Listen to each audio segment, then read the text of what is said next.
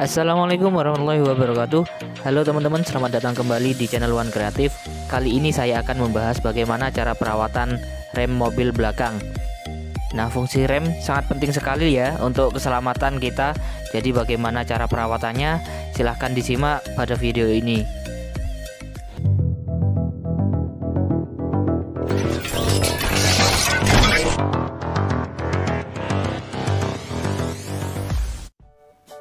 Ya oke teman-teman, sebelum kita melakukan pendongkrakan mobil, kita lakukan pengendoran baut terlebih dahulu pada roda yang akan kita lakukan penyetelan.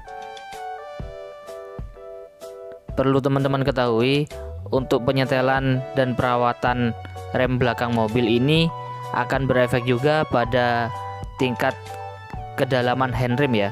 Ketika kita udah melakukan setting pada rem belakang ini, otomatis handrem juga bakal lebih pakem dan tidak sampai tinggi ya penarikan handremnya, rendah saja sudah bisa melakukan pengereman.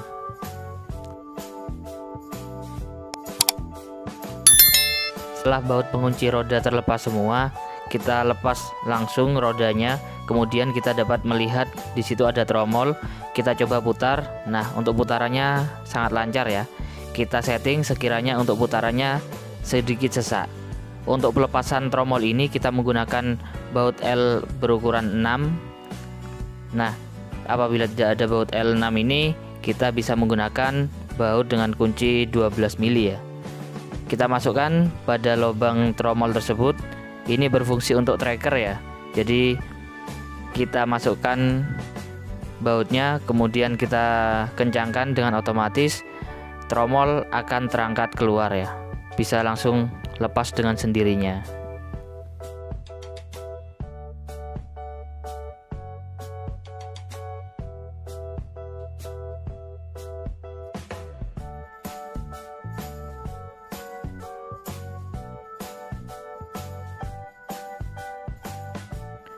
Terlihat pada video, tromol terlihat mulai keluar ya. Setelah tromol kendor, kita tarik saja untuk tromolnya, kemudian kita lakukan pengecekan pada tromol apakah ada pengikisan yang dalam atau tidak. Jika masih bagus, cukup kita bersihkan.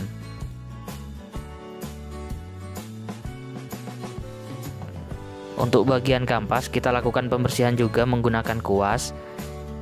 Selanjutnya untuk tempat penyetelannya, nah ini ya, ini bisa kita setel untuk kerenggangan kampasnya. Oke, kita lakukan pembersihan terlebih dahulu. Untuk bagian kampasnya kita bersihkan hingga debu-debu sisa kampas benar-benar bersih dari bagian kampas dan rumahnya. Sebisa mungkin ketika kita melakukan pembersihan debu kampas ini, kita harus menggunakan masker karena debu dari kampas ini bersifat ada campuran asbesnya ya, cukup berbahaya untuk kesehatan kita. Selanjutnya kita bersihkan juga debu-debu sisa kampas pada tromolnya. Nah, untuk selanjutnya kita oleskan atau kita beri sedikit grease atau stempet ya pada celah-celah yang bersinggungan antara rumah kampas dengan kampasnya. Di sini bertujuan agar pergerakan kampas bisa semakin lancar. Pada setiap kampas ada 3 titik yang bersinggungan antara kampas dengan rumah kampasnya. Bagian atas, tengah, dan bagian bawah. Itu kita kasih grease semua ya, agar lebih smooth untuk pergerakannya. Ketika pemberian grease ini, jangan sampai grease menyentuh pada bagian kampasnya. Apabila kampas tersentuh atau teroles grease, maka kita harus lakukan pembersihan pada kampas tersebut. Begitu pula untuk kampas bagian kanan, kita lakukan pemberian grease seperti pemberian grease pada kampas sebelah kiri.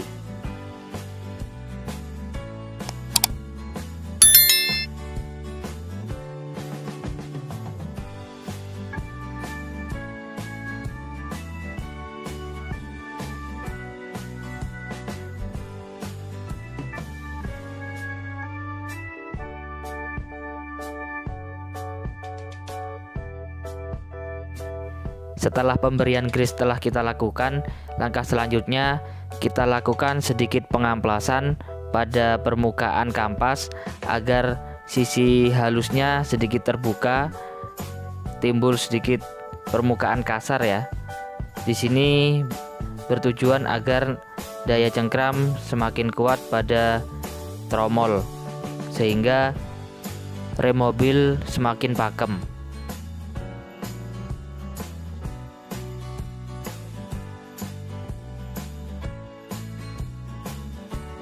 Pada bagian tromol kita juga melakukan pengamplasan. Kita lakukan sedikit pengamplasan hingga rata pada seluruh permukaan tromol yang bersinggungan dengan kampas. Setelah kita lakukan pengamplasan, kita bersihkan kembali untuk bagian tromol menggunakan kuas. Oke, proses yang selanjutnya ini proses yang terpenting. Kita lakukan penyetelan untuk kerenggangan pada kampas. Caranya kita menggunakan obeng min kecil, kita ungkit bagian penyetelan. Nah, untuk penyetelan kita cukup ungkit 2-3 tergantung dari tingkat kelonggaran kampasnya ya. Nah, apabila terlalu banyak kita dalam melakukan penyetelan, maka untuk tromol tidak akan bisa masuk ya, dan apabila masuk pun tromol tidak akan bisa berputar. Nah, kita sesuaikan. Setelah kita lakukan pengungkitan, kita coba pasang tromolnya, lalu kita putar bagaimana kondisinya, terlalu sesak atau masih longgar. Apabila masih longgar, kita lakukan penyetelan ulang hingga mendapatkan kerapatan kampas yang sesuai, di mana tromol bisa berputar tetapi tidak terlalu lancar.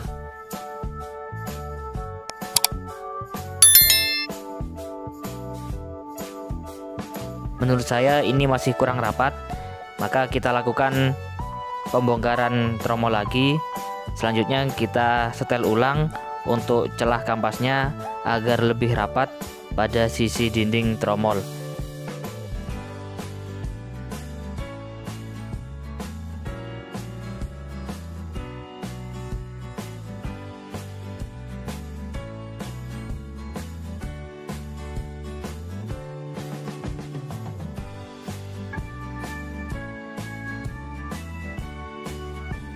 Kita ungkit lagi untuk penyetelannya, kita tambahi 1 klik saja.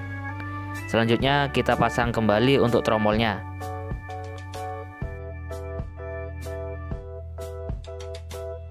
Jangan lupa untuk baut trackernya dikendorkan atau dilepas terlebih dahulu sebelum kita melakukan pengecekan seperti apa kerapatan kampasnya. Nah, setelah baut tracker terlepas, kita putar kembali untuk tromolnya.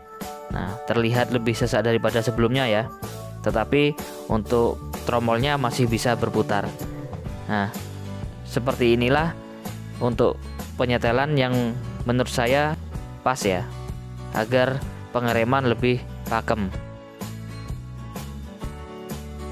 Setelah kita temukan setelan yang pas untuk kampas rem belakang, selanjutnya kita pasang kembali untuk roda belakang. Jangan lupa ketika melakukan pengencangan baut pengunci roda, kita lakukan pengencangan secara menyilang. Ini bertujuan agar untuk kerapatannya bisa merata dan juga mengantisipasi agar tidak ada keretakan pada pelek ya apabila pengencangannya tidak rata. Untuk pengencangan mur secara maksimal, kita lakukan pengencangan ketika dongkrak sudah kita turunkan ya.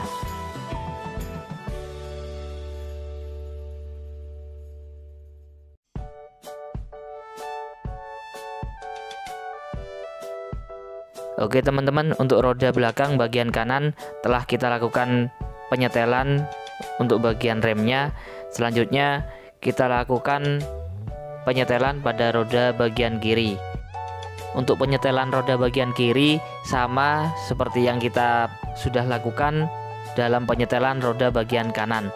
Oke teman-teman, silahkan dilanjutkan untuk penyetelan roda bagian kirinya. Untuk tutorialnya sampai di sini dulu.